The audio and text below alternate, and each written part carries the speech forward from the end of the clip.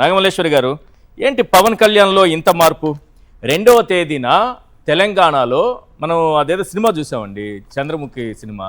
దాంట్లో గంగ చంద్రముఖిలా మారుతుంది.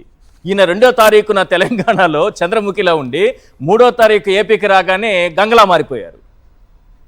ఎందుకు అంత రూపాంతరం ఏంటి? చంద్రముఖి గంగలా మారడం ఏంటి? గంగ చంద్రముఖిలా మారింది చూసాము. సార్, మీకు ప్యానెల్లో ఉన్న వాళ్ళందరికీ నమస్కారం సార్. అంటే మనకు అలవాటు అయిపోయింది ఆయన మాటలు. మనం అంటే పెద్దగా పట్టించుకోం గానీ తెలంగాణ గాడికి పోయి ఇది మీ జాగిర అంటే వాళ్ళు ఎందుకు ఊరుకుంటారు సార్? ఎందుకు ఊరుకుంటారు? ఇప్పుడు వాళ్ళు పాప అక్కడున్న తెలంగాణ ఇక్కడంటే మనం అమాయకులు ఏం అనం కాబట్టి అన్న ఈజీగా జగన్మోహన్ రెడ్డి గారి మీద అయితే ఎగిరేయొచ్చు, అరిసేయొచ్చు, తల ఎగరేయొచ్చు, చెప్పులు చూపించొచ్చు అనుకుంటారు. మరి ఆడ చెప్పులు ఒక మహిళ చెప్పు చూపించిందనంటే తెలంగాణ జోలికెళ్తే వాళ్ళు ఊరుకోరు. అందుకనే ఇప్పుడు శుద్ధపూస మాటలన్నీ మాట్లాడుతున్నారు. నాకు తెలియక అడుగుతాను, సరే మీ మీ మీటింగ్ ఆపింది అక్కడ ఉన్నటువంటి కాంగ్రెస్ పార్టీ, రేవంత్ రెడ్డి నా ఫ్రెండ్ అంటివి, కేటీఆర్ నా ఫ్రెండ్ అంటివి, బీజేపీతో పొత్తు పెట్టుకుంటివి, మరి ఎవరితో గొడవడానికి వెళ్ళావు? జగన్మోహన్ రెడ్డితో గొడవడానికి వెళ్ళావా? ఎక్సలెంట్. జగన్మోహన్ రెడ్డి గారి కోసం ఏమైనా మీటింగ్ పెట్టడానికి వెళ్ళావా? ఏం మనిషి సార్, అసలు ఏం మాట్లాడతాడో అర్థం. అక్కడ ఇద్దరేనండి టార్గెట్. ఒకటి జగన్మోహన్ రెడ్డి గారు, 2 వైఎస్ రాజశేఖర రెడ్డి గారు.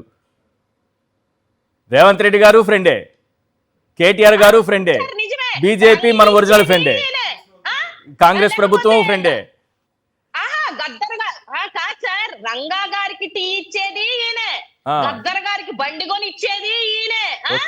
గద్దర్ గారు అప్పట్లోనే 2006 లోనే ఆయనకి కారు ఉందండి, ఈయనకి బండి కొని ఇచ్చేది ఏంటి? ఒకవేళ పెద్ద ఆయనకి కొనిచ్చినా కూడా నువ్వు చెప్పాలా? ఇప్పుడు వచ్చి ఆ గద్దర్ గారి వారసురాలే చెంప చెల్లుమనేలాగా ఎన్ని మాటలు మాట్లాడింది సార్. మన పరువు ఈడ, మన డిప్యూటీ సీఎం పరువు తీసుకుపోయి తెలంగాణలో పోగొడుతుంటే మనకెంత బాధగా ఉంటది? అసలు నీకు ఇచ్చిన పదవి ఏంది? నువ్వు ఎందుకు వెళ్తున్నావు? ఎందుకు గొడవాడుతున్నావు? ఎవరి కోసం పోరాడడానికి? మీరు అన్నట్టుగా ప్రశ్నించే పార్టీ అయితే గద్దర్ గారు ఈయన దగ్గరికి పోయి కారు అడుగుంటే, ఈయన కారు తీసిచ్చుంటే అది ఎవరికి తెలియదు కానీ ఆయన చెప్పుకుంటున్నారు. కానీ ఒకటి మాత్రం గద్దర్ గారిని అడగాల్సింది, మీ శరీరంలో బుల్లెట్కు కారకులు ఎవరు అని. మీ శరీరంలో ఒక బుల్లెట్ ఉండిపోయింది కదా, ఈ కాల్పులు జరిపిన దుర్మార్గులు ఎవరు ఒకసారి చెప్పండి గద్దర్ అన్న అని అడిగితే ఆయన చెప్పేవాళ్ళు.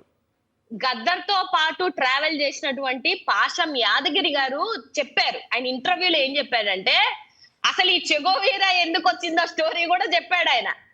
ఈయనకి ఏదో ఏమంటారు, ఆయన పేరు పరిటాల రవికి ఏవో డిస్టర్బెన్సెస్ ఉంటే గద్దర్ గారిని పట్టుకొని గద్దర్ గారిని కూల్ చేసుకోవడానికి చెగువీర టీషర్ట్లు, చెగువీర మొత్తం అంతా రూమ్ లో అంతా నింపేసుకొని ఏమంటారు రాయబారిగా గద్దర్ గారిని పంపించారట.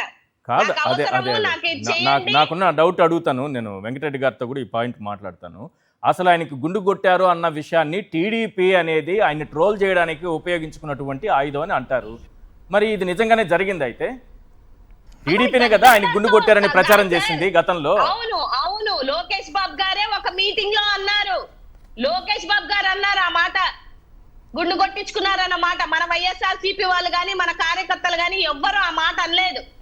ఇవాళ గద్దర్ గారితో తిరిగినటువంటి, ఆయనతో పాటు ట్రావెల్ చేసినటువంటి వ్యక్తి చెప్పారు. అదే టీడీపీ క్యారెక్టర్ అసాసినేషన్ చేయడానికి ఒకవేళ ఉపయోగించుకో ఉండొచ్చు. అది వాస్తవం అయిందా ఇప్పుడు పాశం యాదగిరి గారు చెప్పిన దాన్ని బట్టి చూస్తే?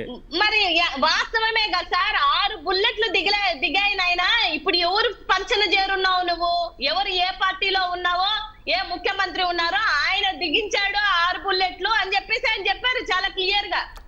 నేను చెప్పే మాట కాదు సార్ ఇది, ఆయన చెప్పారు. ఆయనతో ట్రావెల్ అయినటువంటి వ్యక్తి చెప్పారు. ఆయన ఎప్పుడో 2006 సంవత్సరంలోనే ఆయనకు కారు ఉంటే నేను బండి కొనిచ్చానంటే అది ఎంత హాస్యాస్పదంగా ఉంటది సార్. చెగువీరాటు గద్దర్ అంటివి, చెగువీరాటు పొట్టి శ్రీరాములు గారు అంటివి. సార్ నేను ఒక్క మాట అడుగుతా, నేను పుస్తకాల్లో చదువుకున్నాను, మీరు చదువుకున్నారు, మనం అందరం చదువుకున్న వాళ్ళమే ఇక్కడ, ఎడ్యుకేటెడ్సే. పొట్టి శ్రీరాములు గారు ఏ కులమని ఎవరికైనా తెలుసా? నాకైతే తెలియదు. నాకు ఆయన మన రాష్ట్రం కోసం ఆమరణ నిరాహార దీక్ష చేసి ప్రాణత్యాగం చేశాడనే తెలుసు తప్ప కులం ఇది అని, ఆయన మతం ఇదని మనకైతే ఎవ్వరికి తెలియదు. ఈయన మాట్లాడతాడు అంటే కులాల మధ్య చిచ్చు, మతాల మధ్య చిచ్చు, చిచ్చు, బ్రాండ్ అంబాసిడర్ ఎవరు అని అంటే ఇవాళ పవన్ కళ్యాణ్ గారే. అక్కడికి వెళ్ళి ఆంధ్ర వాళ్ళని తిడుతుంటివి, ఈడుకొచ్చి తెలంగాణ వాళ్ళని తిడుతుంటివి. ఇప్పుడు మంచిగా కలిసిమెలిసి అన్నదమ్ముల్లాగా ఉన్నటువంటి మన మధ్య చిచ్చు పెట్టడమే కదా సార్. ఇప్పుడు నువ్వు రెచ్చగొట్టే మాటలన్నీ మాట్లాడితే ఆడున్న ఆంధ్ర వాళ్ళ పరిస్థితి ఏంది సార్? ఏంది చెప్పండి? ఇప్పుడు ఇక్కడ ఉన్నటువంటి తెలంగాణ వాళ్ళ పరిస్థితి ఏంది? నీ ఆస్తులన్నీ అక్కడ ఉండే, నీ మాటలన్నీ అక్కడే ఉండే, నువ్వు రెచ్చిపోయి మాట్లాడతాను ఇక్కడ ఊగిపోయినట్టు కాదు. తెలంగాణ వాళ్ళు అంత ఈజీగా ఏం వదిలిపెట్టరు, తీసి కూర్చోబెడతారు. మీరు వాళ్ళ తాట కాదు, వాళ్ళే మీ తాట తీసి కూర్చోబెడతారు. రైట్. కాస్త డిప్యూటీ సీఎం పదవిలో ఉన్నారు కాబట్టి నోరు అదుపులో పెట్టుకొని మాట్లాడితే బాగుంటది అనేది నా యొక్క విన్నపం సార్.